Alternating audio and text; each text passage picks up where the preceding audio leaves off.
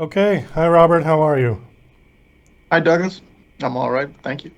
Well, thank you for coming on the show. It's nice to have you Thanks here. for having me. So, we're going to be talking about a book that you've written, and the book is called The Sylvan Horn. Sylvan Horn. Okay, interesting title. Have you published other work, or is this your first, or what? No, it's my first book. Okay. Why did you decide to write a book? Well, I got in high school. I got into heroic literature, and Tolkien. I like Michael Moorcock, Fritz Leiber, and I liked reading them. And I decided I wanted to write some heroic literature. So I started writing, and I self-published, but it won some awards. So. How long has the book been out? It was published in 2009. Oh, it's It's been been out a out for a while. while. Okay. Yeah. What were you doing before you wrote this book?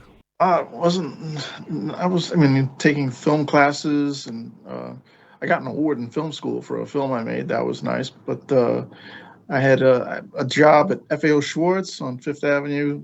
I was a toy demonstrator. Oh, I know where that I is. also, Yeah. I'm sorry. I said I know where that is. I've been there. Yeah. Yeah, and I was tall, so they dressed me up like a toy soldier sometimes, and I'd greet people at the door, or I'd demonstrate toys, or I'd juggle. I learned how to juggle at FAO Schwartz, But really, the writing has been, I was writing on and off, more off than on, and it took me a while to finish the first one. Uh, I've done four chapters of the second one. I did that faster, but then I just stuff happened, and I stopped writing for a while.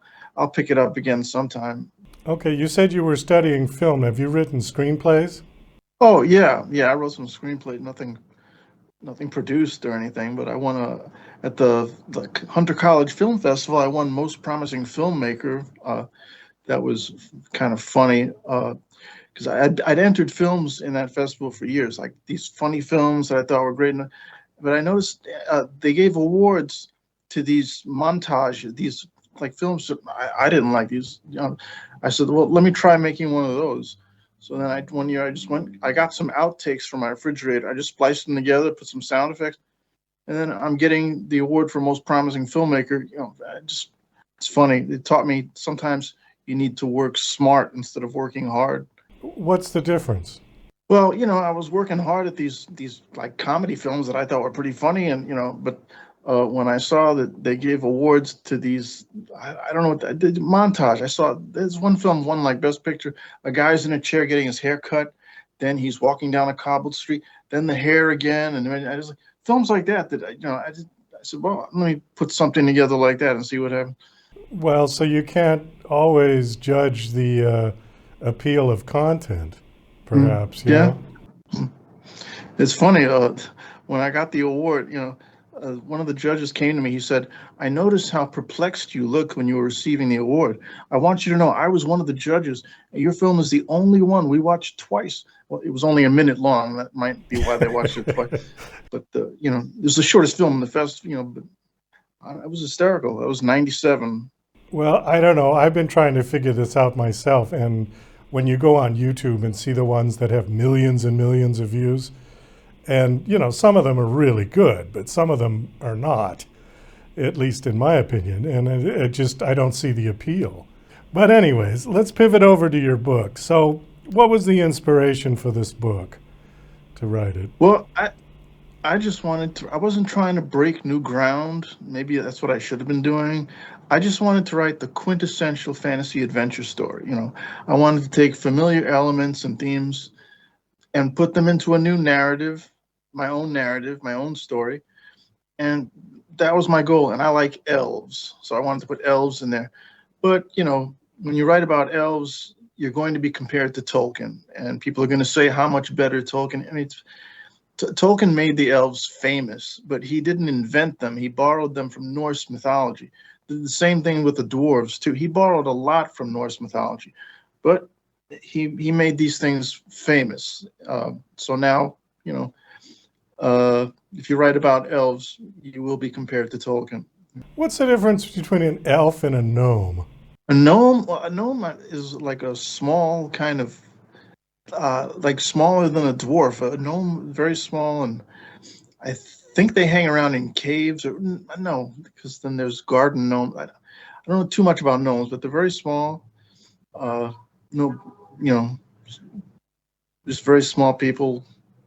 I always thought they were the same thing, but then, then you have elves, different interpretations of elves. I mean, there's Yeah, Santa's elves, I right? know. Yeah, you Yeah. see, and in his book, in Paul Anderson's book, The Broken Sword, he talks about how Tolkien was inspired by Norse mythology and how the the elves that you see in Tolkien, they're man-sized elves.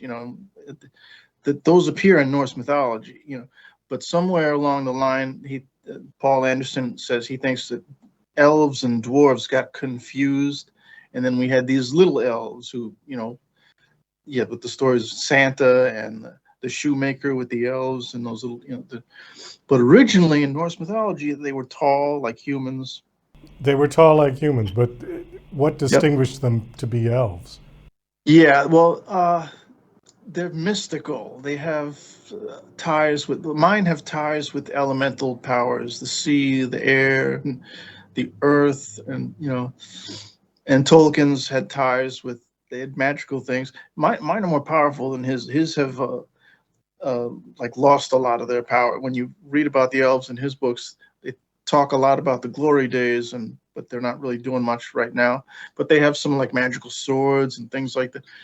Uh, you know, I'd say my elves are like a cross between King Arthur's court and the X-Men.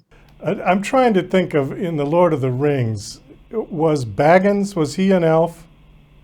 He's a hobbit. Now that's something That's a Tolkien hobbit. invented. The word Okay. hobbit, that belongs to him. He invented the hobbits. Okay, but were they based on elves or dwarves? I don't think, I know in the movie they gave them pointed ears like elves, but that's not how they were in the books. They're just these little people. They're not dwarves. They're not gnome. They're hobbits. They walk around barefoot and they're small. Like uh, Give us an overview. We got about 5 minutes. Give us an overview of your story. Don't give it all away, oh but yeah, just kind there's of give us a that's why well, synopsis. it's a quest. There are these runes that are scarring the earth, and they've learned about sorcery from these ancient runes that they have, and the elves have to find this ancient horn. It's one of that used to belong to the elves, but now it's their ancestors. This horn that supposedly sang the world into existence, like sort of the Big Bang. This horn, when you blow it, and everything came into creation. They have to find this horn, and it only the horn has the power to break the runes. But if the hero is tainted by the poison of sorcery, if he blows the horn, then he destroys the earth. So it's kind of a catch-22 situation, but it works out. You said that you were working on the second part. Is this going to be a trilogy? I would like that. The second one, Sword of the Sylph, which it's the best writing I've done so far. It's much better writing than the first one. The first one's good, but the second one is. And I was writing. I was really into it, and then I just, I have really, really bad writer's block. I guess that's what they call it. Well, sometimes it just takes not writing to break the writer's block. I know I've I have had to. several authors on this show, well, many, but several have said that part of their process, their writing process, is staring out the window. Uh And, huh. so it's not always just sitting there. The more you sit there and frustrate yourself at the keyboard, sometimes you need to just get away from it, and change your mindset, and then the story flows in. My mother always says. She always says I'm incubating. That's what I'm. I say I have writer's block. She, no, you're incubating. I try to like to read to inspire. I read Moorcock and Fritz Leiber. I try to get my like I try to jumpstart my battery by reading great fantasy, and that helps sometimes. But I don't know. It's just you just got to sit there and do it. So is the Sylvan Horn, is that like the ring in Lord of the Rings? I mean, is it significant that way? I don't think it's a quest. It's a quest. In Lord of the Rings, they have a ring that they have to destroy. In my story, they have a horn they have to recover, and they go on various adventures to get the horn. And I think it's quite different, but they are quests. You know, the themes are similar. You know, I wanted to hit one of your talking points here. It says why I self-published. Did you originally submit this to a traditional publisher? boy, did I! I Okay. mean, and yeah, and they have this policy, this impossible policy where so many of them don't accept simultaneous submissions. They want you just to submit to them, and then you may have to wait months before they respond. Well, so that's how I did it for some years. I did this with publishers. I did this with agents.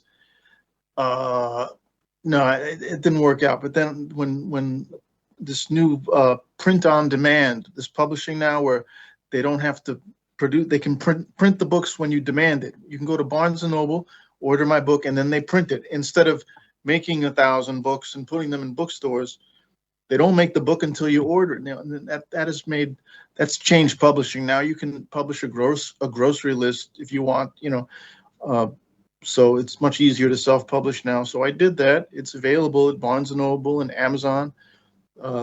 Just have to be more of a marketer. You said that the book has been out since 2009. What have you received positive reviews? Oh yeah, I received a lot of positive reviews at my website, thehorn.us. I received many positive reviews, and at onlinebookclub.org, many excellent reviews. But then I've also received some others. Thankfully, the others are in the minority, but there's some people who can't stand my book, and I'm always surprised by it because on the one hand, I got these people raving about it, saying how great it was, giving it 5 out of 5 stars. I won a gold medal in the Reader's Favorite Book Contest. I was nominated for Most Thought-Provoking Book in the Eric Hoffer Contest, second place runner-up in the Los Angeles Book Fest. But still some people who just think my book is terrible, but they're in the minority, thankfully.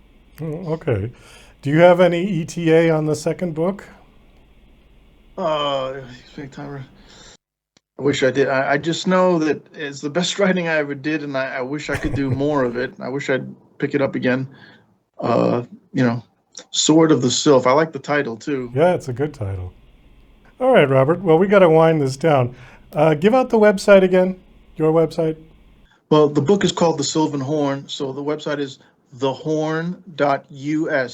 Thehorn.us. Okay, well, that's the one we'll put up on the screen, and people can come there and check you out and check out the book. Thank you so much for coming on the show. It was nice talking to you. Thanks for having me. Thank you very much.